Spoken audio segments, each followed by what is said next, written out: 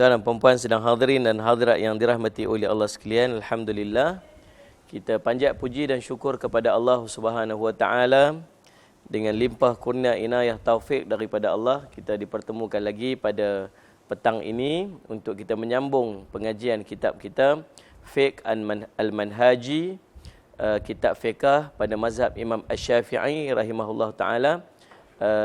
Musalli ala Sayyidina Muhammad, fiqh yang kita berpegang, musalli Ahmad, khususnya kepada penduduk ataupun orang Islam di Malaysia ini. Baik, musalli ala Sayyidina Muhammad. Dan pada hari ini kita akan masuk dalam bab yang baru, iaitu istinja dan adab-adab dia. Kalau sebut istinja ini, salli ala Sayyidina Muhammad, dari segi erti dia, istinja ni ialah menghilangkan najis atau mengurangkan daripada tempat keluar kencing ataupun air besar. Kalau cerita tentang istinja ni untuk bersihkan najis. Najis siapa kita? Kalau kena najis kucing ke itu tak panggil istinja. Kan? Dulu buat apa tu? Ni kena tek kucing duduk tengah istinja, tu tak panggil istinja. Istinja ni tempat bersih ataupun nak kurangkan najis di tempat keluar najis. Memang duk buat dah dia kata. Yang daripada kecil dulu memang duk buat dah kerja tu, subhanallah. Ni Ustaz Ahmad, habis yang kita duk mengaji ni apa? Cara yang kita buat mengikut kepada syariat. Nah, macam baik, musalli ala Sayyidina Muhammad. Salli ala Sayyidina. Apa hukum dia? Hukum adalah wajib. Hukum istinja adalah wajib. Dalilnya dapat lihat daripada hadis-hadis Rasulullah SAW dalam perbahasan yang akan kita bincangkan nanti. Apakah benda yang boleh dibuat istinja? Apabila keluar najis daripada tubuh badan kita, sama ada kecil atau besar, maka wajib atas kita untuk beristinja. Apa bahan yang kita boleh guna, salli ala Sayyidina Muhammad, untuk kita beristinja? Harus beristinja dengan air mutlak. Ia merupakan hukum asal bagi menyucikan najis dan harus juga beristinja menggunakan semua benda yang keras lagi kesat yang boleh menghilangkan najis seperti batu, daun dan seumpamanya. Jadi dua benda yang kita boleh guna untuk istinja. Yang pertama, air. Tapi tak apa nak sedap bunyi air tu. Ayak sedap lagi. Ayak. Subhanallah. Yang ni, kalau dia ada dua benda ni. Salih Ahmad. Faham dia macam ni. Kita baca. Salih ala Sayyidina Muhammad.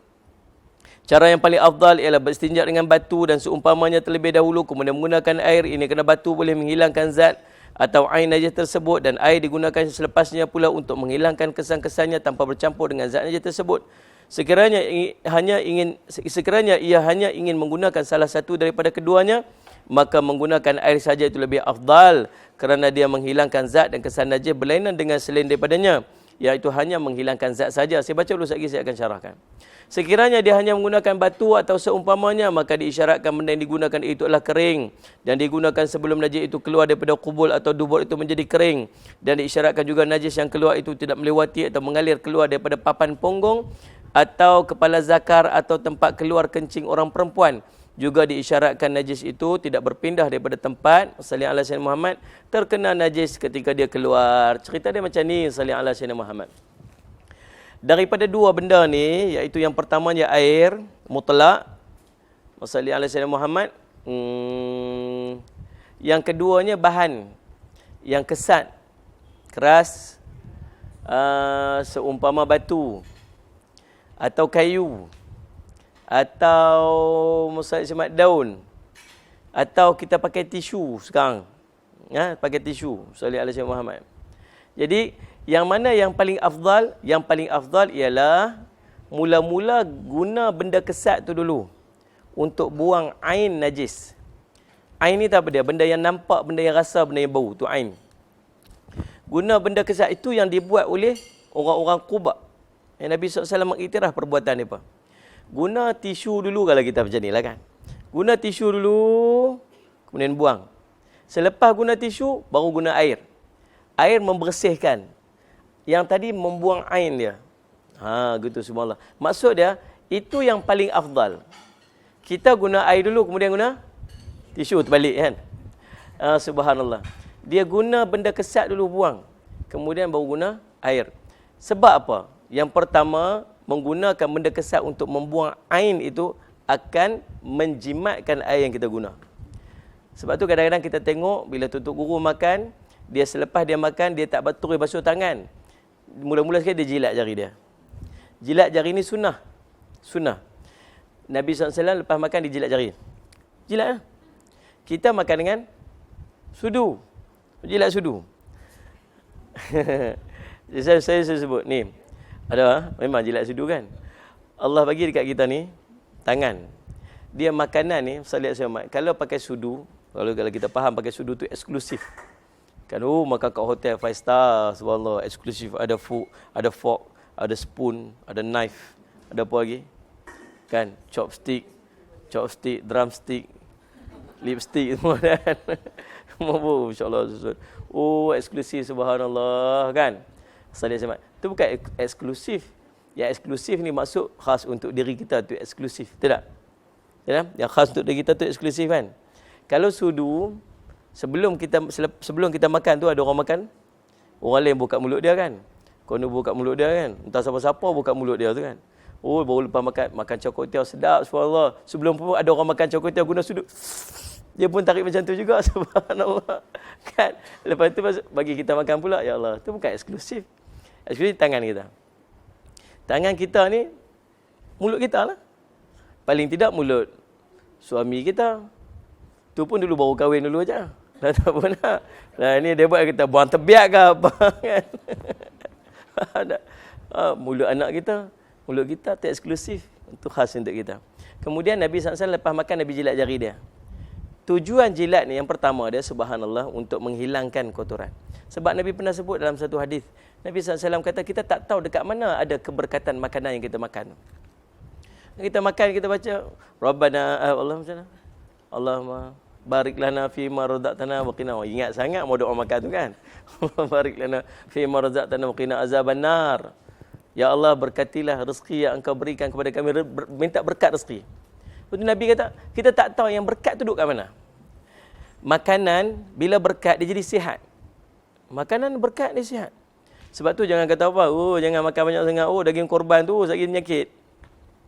Kan? Pasal apa duk pening-pening kan? Dia kata ni makan daging korban lah ni, pening semua ni penyakit. Jangan cakap macam tu. Sebab daging korban itu daging berkat. Daging berkat dia takkan jadi penyakit. Habis pasal apa penyakit? Bukan sebab daging tu, sebab kita tu yang penyakit. Duk marah daging kambing. Daging kambing bukan penyakit. Daging kambing tu tak penyakit. Siapa yang penyakit? Kita. Kita yang penyakit. Sebab tu jangan cakap benda berkat. Kadang benda berkat membawa kepada sihat. Bila sebut berkat, dalam makanan kita tak tahu dekat mana berkat. Kata Nabi, mungkin yang jatuh, mungkin yang dalam pinggan itu berkat. Mungkin yang jatuh itu berkat. Mungkin yang duduk atas safrah itu berkat. Sebab tu Nabi ajak kat kita, kalau ada makanan lebih-lebih jatuh kutip, ambil. Sebab apa? Kita tak tahu ada berkat. Allah sakat jatuh sikit, jatuh kat tepi, ambil. Berkat. Kita tak tahu berkat kan. Jadi ada keberkatan kat makanan tu, subhanallah. Jadi kadang-kadang dia duduk kat jari, mungkin yang duduk kat sini ni berkat, pakai jilat. Rupa-rupanya orang buat kajian, selepas tu orang buat kajian, rupa-rupanya di hujung-hujung jari kita ni ada enzim. Bila dia isap-isap jari dia tu, dia akan membantu kepada penghadaman.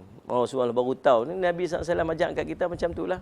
Subhanallah. Nah, kemudian buat macam mana pula? Selepas dia, sebelum dia basuh dengan air tu, dia akan ambil tisu dulu untuk lap. Sebab apa? Sebab nanti bila dia guna air, dia akan menjimatkan penggunaan air tu. Dan every single drop itu sangat bernilai di sisi agama. Nabi SAW kata, orang ambil wuduk, ada orang ambil wuduk di jangan kamu bazir walau kamu mengambil wuduk di sungai yang mengalir. Orang kata sungai mengalir pun wuduk pun ada bazir? Ada. Bila ambil yang tak sepatutnya. Cukup madai untuk ambil yang sepatutnya saja. Kan? Saya sebut, kalau satu rumah jimat 1 liter air satu hari. Yang kita ambil wuduk dengan sikit, kita mandi dengan yang secukupnya, kita ambil memadai untuk keperluan kita kan. Kalau satu rumah, kalau seorang boleh jimat 1 liter air, kan? Ni yang duduk, apa nama tempat ni? Melawati ni. Yang duduk Melawati ni ada berapa ribu orang enggak? Kalau ada 10,000 orang kat sini yang duduk kawasan ni, ada tak rasa agak-agak? No? Kok lah noh. Ada yang seri tak? Ada kot nah. Kalaulah ada 20,000 ni, maksud dah 20,000 liter air yang kita dah jimat. Ni orang Islam. Betul tak nah? Tapi orang Islam selalu tak buat. dia tak ada dakwah bil hal. Orang Islam orang yang bersih sepatutnya. Kalau tengok orang Islam kan sepatutnya bersihnya orang Islam kan. Sebab Nabi ajak macam tu. Tapi kita paling mengotok kan dia. Kan? Kita pergi haji kan. Tengok waktu kita buat haji kan. Waktu kita pergi Padang Arafah. Padang Arafah tu duduk sekejap je, sehari je duduk kat situ. Tapi nak bersihkan sampah tu sebulan. Sebulan nak bersih sampah. Sampah berselerak. Ya Allah, ni bukan akhlak orang Islam. Sungguh, kita tengok tu, ini bukan akhlak orang, ni orang buat haji ni. Ya Allah, Rabbi, subhanallah. Faham? Sampai saya suruh jemaah saya kata apa? Waktu berjalan ni, tengok sampah yang mana dekat road tempat kita jalan tu, ada tong sampah, ada botol-botol, kutip, ambil bulan tu. Ha? Attitude. Ambil buang dalam tu sampah. Dia kata, alah kita buat, orang lain tak buat. Biar pilih orang lain tak buat, kita buat. Bersih betul lah. Pergi Jepun Ustaz. Tak tengok apa, tengok air, tengok segala jadi. Betul? Sampah. Betul? Kita melihat Islam di tempat orang bukan Islam. Tapi kita tidak melihat Islam di tempat orang Islam. Sedih lah. Kalau Dekat Sri Lanka kebanyakan penduduk sana miskin kan. Lepas tu kalau masuk bilik air tu dia pakai timba dengan gayung baldi yang besar tu. Tapi toilet dia yang macam jenis kampung punya tu kan, tapi bersih sangat. Keliling rumah bersih, pokok-pokok semua jaga. Tak ada sampah langsung. best kan? Insya-Allah Rabbi. Pergi Maldives tengok. Bukan sekat baju bersih, tak pakai baju langsung pun ada. Tu cerita dia. Ada. Jadi subhanallah. Ada seorang dia Nabi dia banyak dakwah bil hal. Nabi kadang-kadang bila dia nak keluar untuk dakwah dia akan pakai pakaian cantik. Jadi Musalli ala Sayyidina Muhammad, dia biasa akan tanya pada isteri dia, macam mana pakaian segak tak abang ni, lebih kurang macam tu lah. Kan? Suami kita pun pakai tu, smart segak pakai. Macam mana abang ni segak dah? Tu sajalah tu. Kita macam tu kan. Tapi isteri Nabi SAW kata, tak ada orang, tak ada lelaki yang lebih segak lagi daripada abang. Masya Allah. Tujuan dia apa? Nak pergi dakwah. Ada seorang kawan, waktu kami buat program tu semua, Salih ala Sayyidina Muhammad, itu semua liability kita di akhirat. Dia orang yang sebelah yang belum Islam, yang tidak beramal dengan Islam yang sempurna, padahal dia kawan kita. Kita tahu nanti dia kena azab, kita nanti dia akan diseksa dalam neraka, kita tahu nanti kita mengaji nanti dia akan kekal dalam neraka, tak keluar-keluar dah sampai bila-bila. Kita imagine, kita pun takut neraka. Kita punya buat semua untuk kita selamat daripada api neraka. Tapi kawan kita yang sangat baik dengan kita, yang selalu duk sembang kita, suka tolong kita bila kita susah, kita tak teringin nak ajak dia untuk masuk syurga sama dengan kita. Faham tak? Kalau dia lapar ni, minta tolonglah, aku tak ada makanan hari ni, kan? Kita sanggup pergi bank, kita sanggup bagi duit, kita lah pergi makan. Kalau dalam bab makan kita sanggup tolong dia, tapi dalam bab dibakar neraka kita tak. Kita tak kesian. Itu selfish kita ni kan. Nanti di padang mahsyar kawan-kawan kita tu akan cari kita. Dia kata, dia ni Ustaz, dia ni ya Allah, dulu waktu hidup di dunia dia pergi mengaji, dia rajin sembahyang, dia rajin ibadat, tapi dia tak pernah ajak saya. Hari ni kami kena masuk neraka, kami kena azab. Dia punya pasal. Dialah dulu tak pernah ajak saya, dia tak pernah ajak. Waktu tu apa kita nak jawab? Kadang-kadang dakwah bil hal, kadang-kadang dakwah bukan sekadar bercakap. Kadang-kadang akhlak kita juga dakwah. Akhlak kita dakwah. Ada seorang waktu peristiwa 9/11, dia duduk waktu tu semua orang cakap Islam ni teroris, Islam teroris. Lepas tu ada seorang tu dia duduk di sebelah rumah orang Islam. Duduk sebelah Islam. Tapi bila jumpa dengan kawan dia orang Islam tu, dia kata no, Muslim is not a terrorist. Muslim not terrorist. Dia kata, why say so? Dia kata, pasal apa dia cakap macam tu? Dia kata, no, I don't see any terrorist here, dia kata. You orang Islam sebelah rumah saya. Setiap hari bila saya letak sampah dekat luar rumah saya, sebenarnya saya masuk, saya tengok sampah sudah tak ada. Bila saya tengok CCTV, saya tengok anak kamu pergi ambil sampah, saya tolong pergi buang dekat dalam tong sampah. Saya tengok depan rumah saya ada habuk, ada sampah. Esok saya tengok bersih. Saya tengok dalam CCTV, isteri kamu mai tolong sapu sampah di depan rumah saya. Mai tolong susun kasut saya. Mai tolong jaga pokok-pokok depan rumah saya yang saya tak suruh. Ini bukan akhlak teroris. Wahai sahabatku, hari ni aku masuk Islam ikut kamu. So kita kadang-kadang masalah ala Sayyidina Muhammad, akhlak kita ni attract orang. Tapi kita tak macam tu. Dia duk cerita, dia kata bila kita duk cakap bab ni, dia kata rumah sebelah saya tu orang bukan Islam, dia kata. Chinese, orang bukan Islam. Dia nanti soal tak saya nanti di akhirat. Kemudian Waalaikumsalam. Kemudian masalah ala Sayyidina Muhammad, kita keluar tengok yang di sebelah rumah Chinese tu, dengan water fountain dia, dengan rumput yang trim cantiknya, dengan dia sangat menjaga dia punya apa? Dia punya lawn apa? Dia punya kawasan depan rumah dia tu. Garden rumah dia, compound rumah dia. Yang sebelah rumah dia ni dengan rumput tinggi, dengan rumput masuk sebelah sana ya, dengan kucingnya, dengan tek kucing. Agak-agaklah dia tu minat tak dengan Islam, sebelah rumah dia orang Islam. Faham tak? Kita tidak menunjukkan akhlak Islam. Sebab tu Musaid Syamad, jangan salahkan Islam bila orang tak suka pada Islam. Tapi salahkan kita sebab kita tak represent Islam yang sebenar-benar. Islam bersih. Nah, Musaid Syamad. Jadi, kalau cerita bab jimat, Islam sepatutnya jimat air lebih lagi daripada orang lain. Sebab Nabi suruh macam tu. Ambil wuduk sekadarnya, mandi sekadarnya, sebagainya, subhanallah. Jadi cara untuk menjimatkan air, yang kita sebut tadi ni, dia bersihkan dulu dengan yang lain yang tak memerlukan kepada air. Kemudian baru dia guna air. Jadi yang dia guna air tu sikit lah. Subhanallah. Sebab apa? Sebab dia dah bersih. Faham tak? Kita guna tisu juga. Tapi air macam tu pun sama-sama juga kita gunakan. Jadi subhanallah, kalau dia hanya ada pilihan salah satu daripada dia, sama ada air atau yang paling afdal guna batu tadi ataupun guna bahan kesat tadi, kemudian air itu paling afdal. Maksudnya di rumah kita kalau ada tisu tu, boleh guna tisu tu dulu, kemudian baru guna air.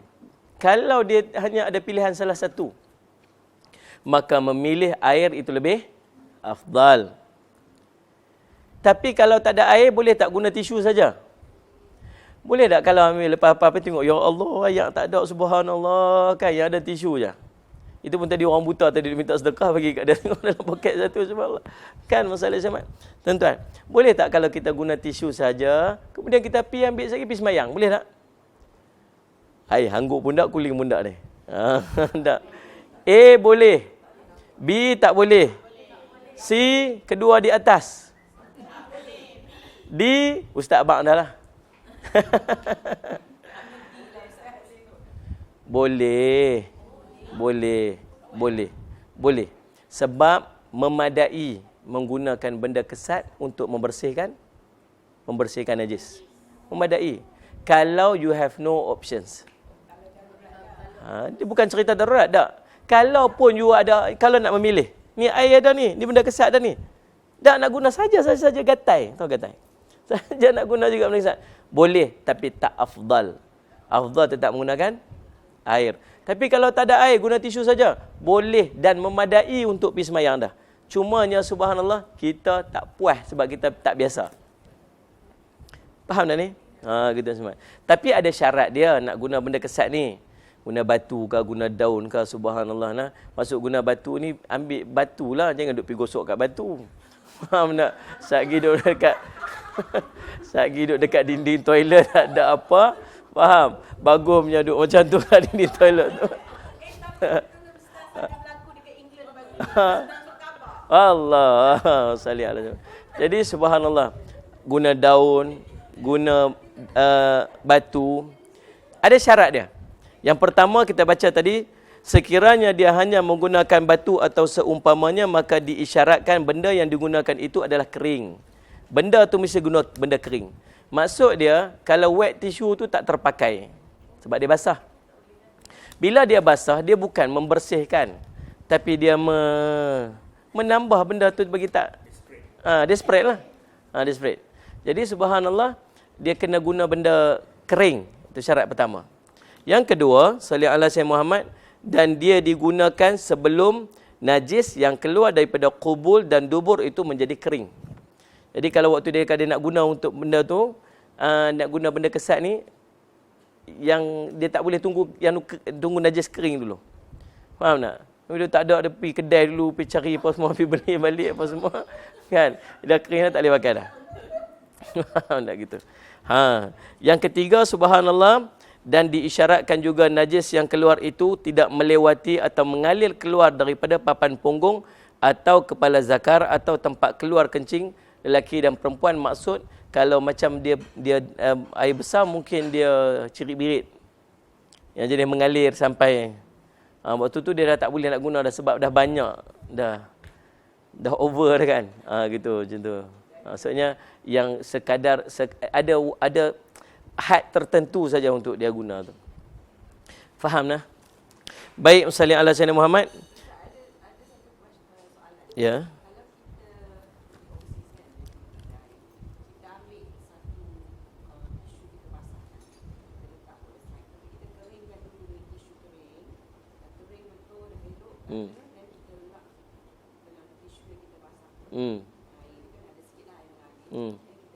Boleh. Boleh. Boleh. Sebab dia dah bersihkan dengan yang kering tadi. Dia tak boleh guna yang basah di awal tu, tak boleh. Dia dah clear dah, bahagian the first tu clear. Saya faham yang dia guna untuk tisu basah tu sekadar nak clean up. Tan Sri kita nak polish je. Pergi berkilat kan. Okey, habis. Kemudian juga diisyaratkan najis tersebut tidak berpindah daripada tempat terkena najis ketika dia keluar. Maksud dia dah lebih daripada tu. Okey. Saya kata kita guna batu tadi. Kita tak boleh roll batu tu kan. Because yang kita pakai yang first tadi tu, kita dah balik kena balik. Ya, betul. Jadi kita pakai sekali. Dia kena dia ada masuk dalam bab tu kejap lagi. Begitu juga diisyaratkan bilangan batu atau benda-benda yang lain yang dibuat istinja itu tidak kurang daripada 3 biji. Maksudnya dia guna satu, dia tak boleh guna satu tisu. Kalau tisu lah, kita sebut tisu lah senang sebab yang tu yang kita boleh, kan? Tak ada nak pergi cari daun ke apa ke, berhenti kat tepi apa, tak tahan sangat berhenti tepi highway, tepi highway. Ayam apa pun tak ada apa semua. Faham? Daun kelapa sawit dia ambil. Aduh, subhanallah. Jadi faham? Jadi subhanallah, yang tu kira tak lah. Kita cerita benda-benda yang kita duk biasa, duk common, duk guna kan. Maksud dia kalau batu tu 3 biji. Itu minimum. Dia minimum. Sebab apa? Sebab satu tak mungkin, tak memadai untuk bersih. Dan dia tak boleh nak guna berulang kali. Satu benda sama, tempat yang sama tak boleh guna ulang kali. Kalaulah batu tu besar, dia ada bucu-bucu dia boleh guna 3 bucu. Bucu ni, bucu ni, bucu ni. Tapi kalau batu tu kecil, jangan duk pergi gosok sampai luka. Aduh, subhanallah. Faham? Jadi subhanallah, kalau batu kecil tu satu je. Satu buah macam tu lah. Ya Allah Rabbi, subhanallah. Baik, dan sekiranya masih belum bersih, maka ditambah bilangannya lagi dan disunatkan menggunakannya dalam bilangan yang ganjil. Seperti 5, 7 dan seumpamanya. Guna, maksud dia paling kurang 3. Kalau tak memadai lagi, tak bersih lagi, guna 5, guna 7. Dan yang dah guna tak boleh recycle lah. Tak boleh guna dah. Dia kata, ambil basuh Ustaz, guna lain. Dah boleh basuh batu, buat apa nak basuh lagi? Apa nak basuh batu tu? Apalah cerdik kan. Gitu subhanallah. Al-Bukhari bernombor 149 tu saya tanda, yang ditanda disebut tu. Al-Bukhari dalam kurungan 149, Muslim 271, itu nombor bilangan hadis dalam kitab Al-Bukhari, Imam Bukhari. Al-Bukhari bernombor 149 dan Muslim 271 telah meriwayatkan daripada Anas bin Malik radhiyallahu anhu bahawa dia berkata, kana Rasulullah sallallahu alaihi wasallam yadkhulul qala'a fa'ahmilu ana wa ghulamun nahwi idawatan bin ma'i wa anazatan fayastanji bil ma'i. Rasulullah SAW masuk ke tandas dan aku bersama seorang budak yang sebaya denganku membawa sebekas kecil air dan sejenis besi yang pendek. Lalu baginda beristinja dengan air. Ni dia nak cerita apa? Dia nak cerita waktu tu Nabi ada 2 options. Satu, koyok-koyok dah. Satu, musalli ala sayyidina Muhammad, air. Satu lagi besi. Boleh tak besi tu guna untuk istinja? Boleh lah. Faham tak? Jadi waktu tu Nabi ambil options memilih air daripada besi. Ni nak beritahu bahawa kalau kita ada 2 options, kita boleh pilih salah satu. Itu maksud Nabi tu. Dan Nabi memilih air. Dengan maksud kata ulama, memilih air itu. Ayatkan daripada Ibnu Mas'ud radhiyallahu anhu bahawa dia berkata, Atan Nabiyyu sallallahu alaihi wasallam al-gha'ita fa'amarani an atiyahu bi thalathati ahjar. Nabi SAW telah datang ke tempat yang rendah untuk qada hajat. Lalu baginda menyuruh aku mendatangkannya 3 biji batu. Ibnu Mas'ud ni tuan-tuan, subhanallah, salli ala sayyidina Muhammad. Ibnu Mas'ud, Anas bin Malik, ini semua orang-orang yang betul sebab dapat khidmat dengan Rasulullah. Oh, mereka ni duduk dengan Rasulullah, kira apa Rasul? Anas bin Malik, kalau Rasulullah nak pergi ambil wuduk, pergi buat air, dia khidmat. Abdullah Mas'ud, Nabi SAW masuk dalam masjid, dia ambil selipar Nabi, dia sarung dekat tangan dia. Dia tukang jaga selipar Nabi. Tukang jaga tongkat Nabi. Oh, subhanallah. Hebat salli alaihi para sahabat yang berkhidmat kepada Rasulullah. Abu Daud bernombor 40 dan lain-lainnya telah meriwayatkan daripada Aisyah radhiyallahu anha bahawa Rasulullah SAW telah bersabda, apabila seorang kamu pergi ke tempat untuk qada hajatnya, maka hendaklah dia membawa bersamanya 3 biji batu atau untuk dia beristinja dengannya. Sesungguhnya dia telah memadai. Sebut dah tadi kan? Kalau ada benda kesat tu, memadai tak? Memadai dah. Tapi kalau ada pilihan, air lebih afdal dan lebih utama. Abu Daud nombor 44, At-Tirmizi nombor 3099 dan Ibnu Majah 357 telah meriwayatkan daripada Abu Hurairah radhiyallahu an bahawa Nabi SAW daripada Nabi SAW bahawa baginda bersabda, ayat ini diturunkan kepada penduduk Quba, iaitu firman Allah yang bermaksud, di dalamnya ada orang yang ingin membersihkan diri dan Allah menyukai orang yang bersih. Baginda SAW menambah mereka itu beristinja dengan menggunakan air, lalu diturunkan kepada mereka ayat ini. Tuan Quba.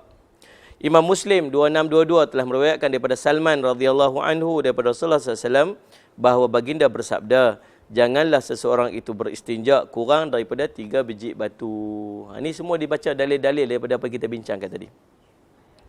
Al-Bukhari bernombor 160 dan Muslim 237 telah meriwayatkan daripada Abu Hurairah radhiyallahu anhu bahawa Rasulullah SAW bersabda, dan sesiapa yang menyapu menggunakan batu-batu kecil, yakni beristinja, maka hendaklah dia ganjilkan bilangannya. Ganjil tu apa? Mula daripada apa tadi? Ganjil mula daripada 1. 1, 3, 5, 7, 9 belah kan? Tapi dalil tadi pula Nabi kata bawa 3 batu. So ganjil yang dimaksudkan dalam hadis ni bermula daripada 3. Tak boleh bersih lagi 5, tak bersih lagi 7 sebagainya. Itulah kalau tak bersih masih banyak lagi. Alah sebakul dia. Masalah asyamat. Kita ni kan tak sampai ke condition tu. Kita tak sampai ke posisi tu. Tapi ada sahabat-sahabat kita dah sampai ke duduk dalam posisi tu. Di Syria tengok. Setiap hari kena bom, kesian, subhanallah. Kesian saya tengok, insya-Allah. Setiap hari saya share tentang kejadian di Syria. Hari ini pun serang lagi, semalam pun serang lagi. Dan mereka mensasarkan orang awam. Tiap-tiap hari ada saja orang yang dibunuh, masya-Allah. Kesian ni apa? Sampai ke tahap salli ala sayyidina Muhammad dah difatwakan boleh makan kucing. Dah sampai boleh makan anjing. Sebab tak ada benda makan dah. Kalau tak makan mati. Tengok budak-budak kecil-kecil, ada satu duduk. Lepas tu dia duduk kunyah-kunyah. Kunyah apa tu? Rumput. Sebab rumput tu je ada makan. Allah Rabbi subhanallah. Ni jangan cerita air macam kita. Ada sejuk, ada panas lagi, subhanallah kan. Dia orang pergi Mekah. Lepas tu keluar-keluar daripada bilik air kata, takut ni. Pasal apa ni? Dia kata, saya tak tahu Ustaz apa saya buat Ustaz. Pasal apa ni? Saya buka-buka ayat panas Ustaz.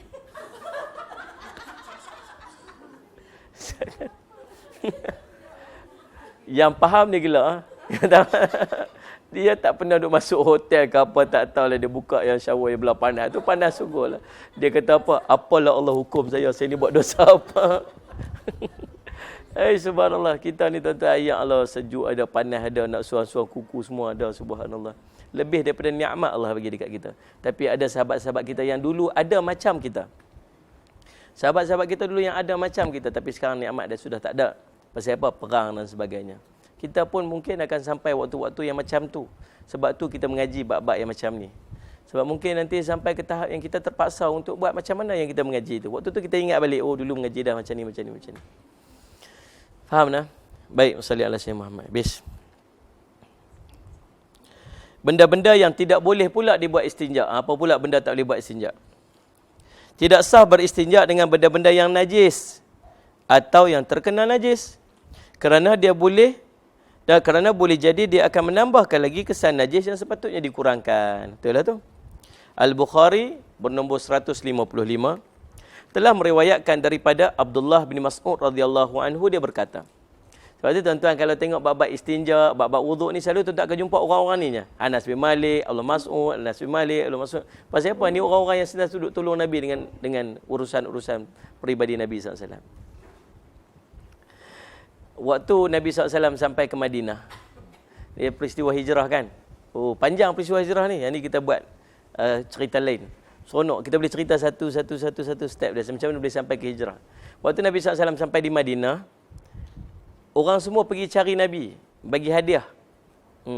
Orang ni bagi kurma, orang ni bagi pakaian, orang ni bagi kasut, orang ni bagi macam-macam hadiah pada Rasulullah.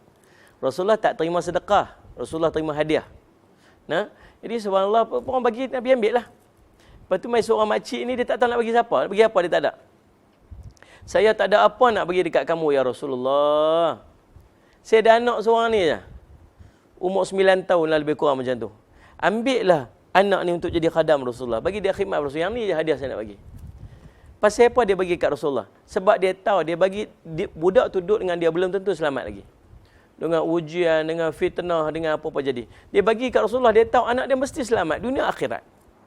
Dan sekalian, dan kelebihan yang dimiliki oleh Musalli ala Sayyidina Muhammad, Anas bin Malik tu, apa dia? Dia seorang budak kecil, muda. Yang kedua, Musalli Sayyidina Muhammad, dia pandai menulis. Jadi bila dia pandai menulis ni, satu kelebihan bila Nabi SAW bercakap, dia cepat catat. Dia catat. Maka dia menjadi antara pencatat Rasulullah sallallahu alaihi wasallam. Itu kelebihan dia. Jadi subhanallah, kita ni tuan-tuan, kita buka Mahat Tahfiz. Orang punya mentality kepada Mahat Tahfiz ni, anak saya tak boleh buat apa ada ustaz tu yang saya matak ni. Tak tahu saya nak fikir anak saya, ya Allah. Macam anak hantu, dia kata budak tu anak hantu, dialah hantu. Subhanallah kan. Ya Ustaz, dia kata, tak tahu nak buat apa dah. Yang ni lah nak hantar kat sini. Padahal, subhanallah, lagi genius, lagi cerdik budak tu, lagi dia cepat menghafaz Quran, lagi dia cepat menghafaz hadis. Ada budak-budak yang cerdik-cerdik, 6 bulan hafaz Quran, 30 juzuk, kelas. Ada budak-budak yang menghafaz 2000 hadis. Otak kuat. Dan bukan setakat tu. Kalau nak jadi engineer, ahlan wa sahlan, jadi engineer yang hafaz 30 juzuk Quran. Itu tak? Setahun saja dia spend. Kalau yang cerdik-cerdik ni, setahun dia spend untuk hafaz Quran. Habis 30 hafal Quran, lepas tu nak pergi ambil engineering. Ahlan wa sahlan. Nak ambil jadi Musalli Sayyidina doktor. Ahlan wa sahlan. Jadi doktor yang hafiz Quran. Jadi engineer yang hafiz Quran. Jadi professional yang hafiz Quran. Jadi lawyer yang hafiz Quran. Betul tak? Tapi kita apa letak? Orang yang agama. Macam itulah kita. Musalli Sayyidina. Jadi Musalli ala Sayyidina Muhammad, manfaatkan kelebihan yang anak kita ada, yang kuat otak dia tu untuk agama dia. Dia akan boleh, dia sendiri akan tolong agama nanti. Subhanallah. Baik, Musalli ala Sayyidina Muhammad, tuan-tuan. Jadi, tuan-tuan tahu tak kata Musalli ala Sayyidina Muhammad, imam-imam di Masjidil Haram itu semua PhD, semua ada doktor di depan. Imam Masjidil Haram itu bukan sahaja menghafaz Quran. Antara syarat yang jadi imam Masjidil Haram ialah mereka ni paling tidak master, PhD, doktor. Dia pun ni orang-orang yang cerdik. Dan bukan sekadar dia pandai bercakap agama, dia professionals. Dia professionals. Ada yang doktor, ada yang engineer, ada. Itu yang berlaku di Yaman. Di Yaman disyaratkan budak-budak umur 7 sampai 10 tahun hafaz Quran. Masuk sekolah 7 sampai 10 hafal Quran dulu. Hafal Quran lekat dalam kepala 30 juzuk. Umur 11, umur 10 baru start masuk mengaji sekolah biasa. Lepas tu jadi doktor, lepas tu jadi engineer, jadi profesional, jadi apa semua. Kalau umur 12 tahun tak hafal Quran, aib budak-budak ni. Aib. Macam hafal Quran tak orang pandang rendah. Walaupun dia seorang yang sangat hebat. Sebab tu itu cara dia buat kat sana. Kita terbalik ya. Sekadar makluman perempuan lah. Assalamualaikum tuan-tuan. Yang tuan-tuan duk bagi sumbangan kat kita tu, alhamdulillah kita dah fully utilize dalam madrasah kita lah ni. Kita dah gunakan sepenuhnya dah. Walaupun bangunan tak siap lagi, rumah tak siap lagi, tapi kita fully utilize dah. Kira kalau malam-malam pi siang tu tengok orang duk keluar masuk macam tu dah. Jadi kita dah 5 waktu sembahyang subuh, zuhur, asar, maghrib, isyak tu memang dah full, kita dah start jemaah. Ada imam sendiri sebagainya. Kemudian semua 5 kelas yang kita ada tu, kita ada 60 student yang duduk dekat situ. Pelajar tahfiz kita pun dah duduk dekat situ. Warga mas pun dah duduk dekat situ. Kita ada pengajian lepas subuh, pukul 9.30 pagi, pukul 11 pagi, lepas zuhur, kuliah maghrib lagi. Tu madrasah yang kita semua duk biaya tu lah, alhamdulillah. Jadi Masa Ahmad, saya ucap terima kasih semualah yang banyak bagi sokongan, yang banyak membantu, subhanallah. Nah, Ustaz Ahmad. Jadi seluruh tempat tu kita panggil Qaryah Nur Muhammad lah. Seluruh tempat tu kita panggil Qaryah. Qaryah ni perkampungan. Kalau di Makkah tu dia panggil Ummul Qura.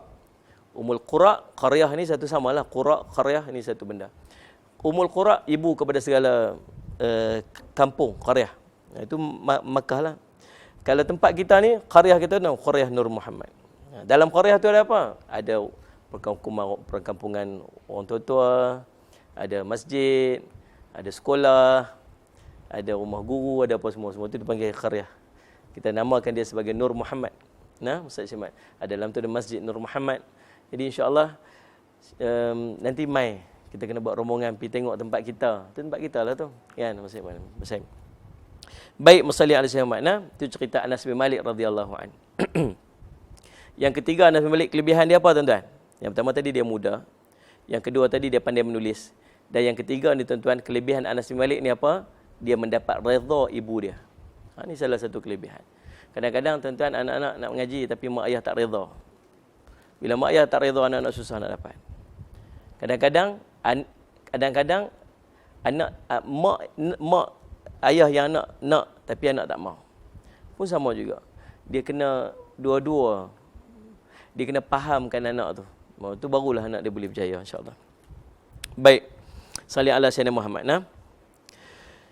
Benda-benda yang tak boleh dibuat istinja, tidak sah beristinja dengan benda-benda najis. Nah. Al-Bukhari telah meriwayatkan daripada Abdullah Mas'ud radhiyallahu anhu. Dia berkata, "Atan Nabiyyu sallallahu alaihi wasallam al-ghaita, fa amarani an atiyahu bi thalathati ahjar. Fawajadtu hajaraini uthatan fa ataituhu biha. Fa akhadha al-hajaraini wa alqa ar-rawthata wa qala hadha riksun." Nabi SAW telah datang ke tempat qada hajat dan menyuruh aku membawa 3 biji batu kepada dia. Lalu aku hanya dapati 2 batu sahaja dan aku cari yang ketiga tapi tidak mendapatinya. Kemudian aku mengambil tahi binatang dan bawa kepadanya, lalu baginda menggunakan 2 biji batu tersebut dan membuang najis tersebut seraya berkata, ini adalah najis. Kita macam mana ambil tik agak fikirlah kan. Dia kalau tik kaldan ni memang macam ketul batu. Dia bulat-bulat macam tu kan, besar-besar macam tu. Itu batu macam tu. Saya nak tanya, apa hukum air kencing? Hukum dia, boleh tak minum air kencing? Tak boleh, air kencing najis. Tapi ada air kencing yang halal kita minum. Siapa tahu? Air jebah? Jangan minum air kencing anak lelaki. Air kencing unta, betul. Air kencing unta halal minum. Boleh jadi ubat. Tapi saya tak jual air kencing unta ni, bukan kempen ni, nak abang je. Kalau kita pergi dekat Muzdalifah, tengok dia jual air kencing unta. Satu bekas RM5, RM10, RM10, RM5, macam tu lah. Kisah dia, satu kelompok, satu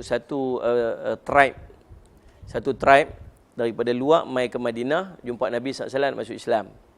Lalu bila sampai ke Madinah, dia tak sesuai dengan cuaca Madinah, semua sakit. Bila semua sakit, Nabi SAW suruh pergi dekat pinggir kota Madinah tu, ada orang tengah bela unta, suruh mereka pergi minum ayat susu pula, ayat kencing unta tu. Dan mereka minum ayat kencing unta tu dan sembuh. Cerita dia kalau tak halal, Nabi suruh minum tak? Tak. Jadi yang ni eksklusif. Yang ni khas untuk ayat kencing unta saja. Adapun ayat kencing kita, jangan ceri pasai. Maksudnya, bau petai. Allah. Jadi subhanallah. Ayat kencing unta boleh minum. Tapi jahatnya depa ni, selepas depa dapat dah sihat, minum kencing unta pun dah sihat, dia pergi bunuh tokai unta tu, buat berlari unta-unta dia. Tapi Nabi SAW suruh para sahabat untuk pergi kejar dan ambil tindakan dekat depa lah. Itu kisah dia. Baik, salih asyamat. Haram beristinja dengan menggunakan yang dimakan oleh anak Adam. Yang kedua apa dia? Makanan tak boleh.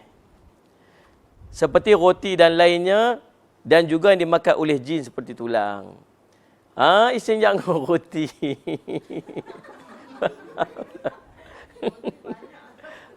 Subhanallah. Tengok tisu. Tisu tak ada apa, tak ada. Dia kata ni nampak macam sandwich ni macam okey. Dia pun ambil tak kat tepi, kawan ingat sandwich atas jam atas sandwich kan. Subhanallah, tak boleh. Benda makanan anak Adam apa pun tak boleh dibuat istinja sebab memuliakan makanan. Kemuliaan kepada makanan. Salih alaihi Muhammad. Dan juga makanan jin. Saudara kita jin. Jin tu saudara kita juga kalau di Islam. Salih alaihi. Jin Islam tu saudara kita. Kadang-kadang mereka lebih baik daripada kita lagi. Waktu Nabi SAW keluar daripada Taif, Salih alaihi Muhammad tu cerita dakwah kita ni. Cerita kita semua ni kena dakwah, kena ajak orang. Nabi kata, wal takum minkum ummatun yad'una ilal khair wa ya'muruna bil ma'ruf wa yanhauna 'anil munkar wa ulaika humul muflihun. Hendaklah ada sekelompok daripada kamu yang buat kerja ajak orang kepada al-khair, ajak baik. Dua tugas dia, ajak orang kepada kebaikan, halang orang daripada maksiat. Dia mesti dia buat dua benda ni. Maksudnya ajak orang buat baik, bukan sekadar ajak orang main sunat jelah, tapi orang buat jahat pun kita kena tegak, kita kena perbetul. Bila dia buat ni, wa ulaika muflihun, mereka inilah orang yang akan mendapat kejayaan, ini dapat syurga. Nak masuk syurga kena buat dua benda ni. Ajak orang buat baik, halang orang buat maksiat.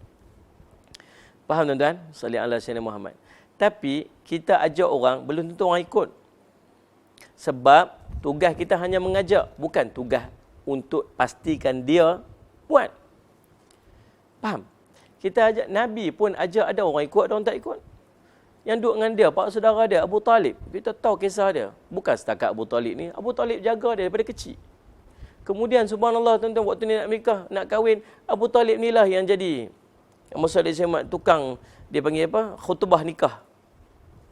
Waktu kena pulau, 3 tahun tu duduk kat luar tu, Abu Talib bawa orang Islam semua pergi duduk di kampung dia, di Qariyah Abu Talib. Makan daun-daun kayu je. Dia tak Islam, tapi di hujung-hujung hayat dia, wahai bapa saudara tu, mengakulah tidak Tuhan semua melainkan Allah, Muhammad Rasulullah. Aku akan jadi saksi, aku akan jadi pembela kamu di akhirat nanti apa semua. Aku kekal dengan agama nenek moyangku. Habisnya tu menangis Nabi, Allah kata hidayah milik Allah. Nabi pergi Taif. Taif ni tempat macam Cameron Highland tempat kita ni. Tempat sejuk, keluar daripada Madinah, daripada Mekah sikit. Di situ tu keluarga Nabi duduk kat situ 10 hari ajak orang untuk Islam. Jomlah Islam, jomlah masuk Islam, jomlah masuk Islam, jomlah mai ikut aku. Oh, dia halau Nabi walaupun di kalangan tu adik-adik Nabi SAW. Bukan sakat halau, ambil batu suruh beratok budak-budak kiri kanan jalan tu. Oh, Nabi SAW lalu baling batu sampai berdarah-darah ni, sampai dekat kasut Nabi tu, selipar Nabi tu, ni dekat tapak tu penuh dengan darah. Nabi jalan ni ceret macam tu. Sebab darah penuh kat tapak kaki Nabi, subhanallah. Cerita Nabi sampai dekat satu Musalli ala Sayyidina Muhammad, satu kebun kurma dekat dengan luar daripada Taif tu. Nabi duduk sandar tu, duduk sedih. Nabi doa macam mana? Ya Allah, mereka tak tahu, ya Allah bagi hidayah kat mereka. Malaikat main ni, ya Allah, kalau ni Muhammad kamu nak apa? Nak tak kami ni malaikat jaga bukit ni. Mau tak diangkat bukit ni pergi lempak kat dia? Mau nak? Kalau kita agaknya nak pergi hantar cepat sikit, 2 bukit hantar pergi. Kalau kita lah kan. Nabi kata apa? Nabi angkat tangan doa, ya Allah, aku ni dah buat dah, aku ni lemah ya Allah. Ya Allah, mereka tak tahu ya Allah, bagilah hidayah kat mereka. Oh, Nabi lah, subhanallah, tuan-tuan masih iman. Lalu tuan-tuan, tuan tempat kurma tu. Duk tengok siapa dia tu, kesian sangat, teruk sangat tu. Dia suruh tukang kebun dia tu, yang duk jaga padat, duk jaga kurma tu, pi tanya dia tu dia. Mailah kawan tu, subhanallah, salli ala sayyidina Muhammad. Tuan, nah, makan ni kurma. Tengok tuan teruk sangat. Bagi kat Nabi makan kurma. Nabi pun makan kurma. Sebelum Nabi nak makan kurma, Nabi, bismillahirrahmanirrahim. Dia kata, tuan baca apa ni? Saya tak pernah dengar macam ni bacaan dia. Dia kata, kamu nama apa? Dia tanya nama dia. Ini salah satu dakwah. Salah satu dakwah ialah tanya nama. Nabi biasa kalau Nabi tak kenal, dia akan Nabi tanya nama. Sebab bila kita tanya nama tu, maksud kita dah mula nak rapat dengan dia. Tapi kalau tanya nama, ini nama apa? Rahsia. Maksud tak payah jujur apa dia. Gitu. Ada orang, saya nak bersahabat dengan ustaz dunia akhirat. Kata kat kita ni. Saya nak bersahabat dengan ustaz dunia akhirat, mesej kat kita ni. Kita pun kata, nama apa ni? Duduk kat mana ni? Rahsia. Kerja kat mana ni? Rahsia. Rahsia nak jadi sahabat dunia akhirat apa? Sebab antara adab bersahabat ini ialah dia kenal, dia panggil ta'aruf. Bila ta'aruf ni baru kita boleh kenal, baru kita boleh kasih. Dibawa kepada mahabbah, kasih sayang. Mula-mula ta'aruf dulu. Tapi semua rahsia ni masih ada hidden agenda. Kan? Masalah Syahmat. Kalau kenal abang, kenal kan? Kita tak ada masalah apa. Itulah. Dah, ni sajam lawak. Tuan-tuan, masalah ala sayyidina Muhammad. Dia tanya, kamu nama apa ni? Dia kata, nama saya Adas. Kamu daripada mana, Adas? Dia kata, saya nama satu tempat, saya tak ingat nama tempat tu, di Iraq. Dia kata, tempat tu, kata dia, itu bukankah itu tempat Nabi Yunus bin Matta? Itu bukan tempat Nabi Yunus kah? Dia kata, macam mana tuan boleh tahu? Dia kata, macam mana tuan boleh tahu? Saya ni, orang duk jumpa saya, duk tanya saya duk bagi tahu nama tempat tu. Mereka pun tak tahu tempat tu kat mana. Dia Batam Berjuntai ke Mak Bukit, lagu tu mereka pun tak tahu kat mana. Kita macam mana tuan boleh tahu? Kata, ni dekat Nabi Yunus. Dia kata, aku ini saudara kepada Nabi Yunus dan Nabi Yunus juga saudara aku. Nabi Yunus itu Nabi dan aku juga Nabi. Nabi Yunus itu Nabi, aku Nabi dan Rasul. Dia dengar macam tu, dia kata apa? Subhanallah, aku beriman kepada kamu. Cerita dia, bismillah je masuk Islam. Yang tadi cerita lebih dari bismillah lagi satu kampung 10 hari. Seorang pun tak masuk Islam. Cerita dia apa? Buat kerja, hidayah milik Allah yang nak bagi. Cerita dia bukan kerja kita nak bagi orang ikut. Tak. Tapi kita kena buat kerja kita. Itu cerita dia. Faham nah? Baik. Macam mana yang boleh pergi untuk tu? Jin. Waktu sampai dekat Taif, waktu tu sedih Nabi ni. Sedih. Mula-mula Nabi digembirakan dengan seorang budak ni yang masuk Islam. Gembira dah. Tiba-tiba mai satu jin. Dengar Nabi tengah duk baca Quran. Dia pergi jumpa Nabi.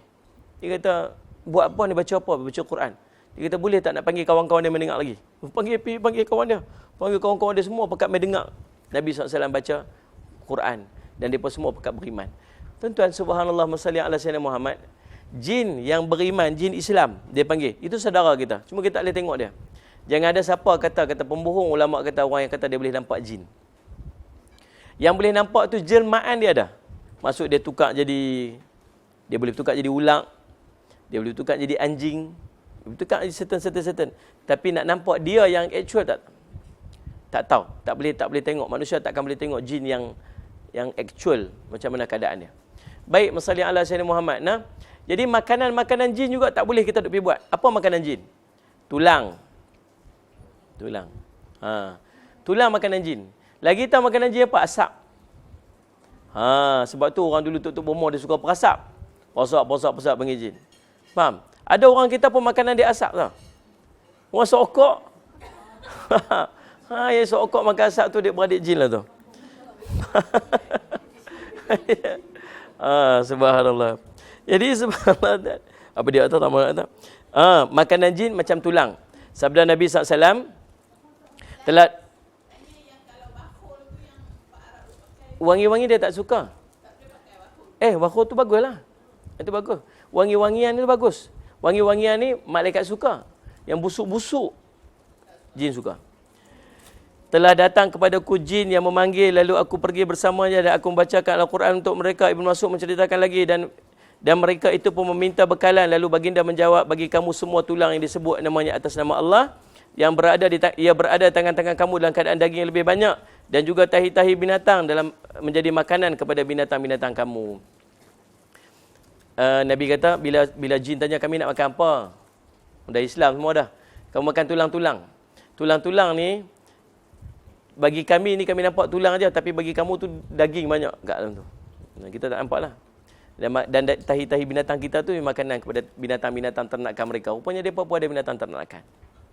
Ada. Dan Rasulullah SAW bersabda kepada kami, para sahabat, maka janganlah kamu beristinja dengan kedua-dua itu, kerana itu adalah makanan saudara-saudara kamu daripada golongan jin. Menurut riwayat Tirmizi, janganlah kamu beristinja dengan tahi binatang dan tulang, sesungguhnya ialah bekalan makanan saudara-saudara kamu daripada jin. Dengan sesuatu yang dihormati, seperti anggota-anggota haiwan yang bersambung dengannya, seperti tangan dan kakinya. Lebih-lebih lagi anggota manusia, kerana perbuatan tersebut berlawanan dengan kemuliaannya. Pi subhanallah tuan-tuan, tepi jalan, lepas tu sakit perut, pi dekat ni. Kemudian tak ada benda apa ni, tengok lembu lalu. Tarik ekor dia, tuan-tuan buat lap. Rajinlah nak kena sebiji. Anggota binatang, tangan, kaki, apakah yang hidup tak boleh. Pasal apa? Mulia. Apatah lagi manusia. Sekiranya bahagian haiwan itu telah tercerai daripada badannya, dan salah satunya suci seperti bulu binatang yang dimakan dagingnya, dan kulit bangkai telah disamak, maka harus digunakan untuk beristinja. Kulit-kulit bolehlah. Habis, ada istinja dan qada hajat. Yang ini kita akan masuk pada pertemuan kita yang akan datang insya-Allah. Minta ampun, minta maaf salah dan silap. Aqulu qawli hadza wa astaghfirullah li wa lakum. Wassalamualaikum warahmatullahi taala wabarakatuh. Bismillahirrahmanirrahim. Alhamdulillahirabbil alamin wassalatu wassalamu ala rasulil amin. Sayyidina Muhammadin wa ala alihi washabihi ajmain. Allahumma faqihna fid din wa 'allimna ta'wil. وجعلنا من عبادك الصالحين واهدنا الصراط المستقيم اللهم أرنا حق حقا وارزقنا اتباعه وأرنا باطلا باطلا وارزقنا اجتنابه وصلى الله على سيدنا محمد وعلى آله وصحبه وسلم والحمد لله رب العالمين.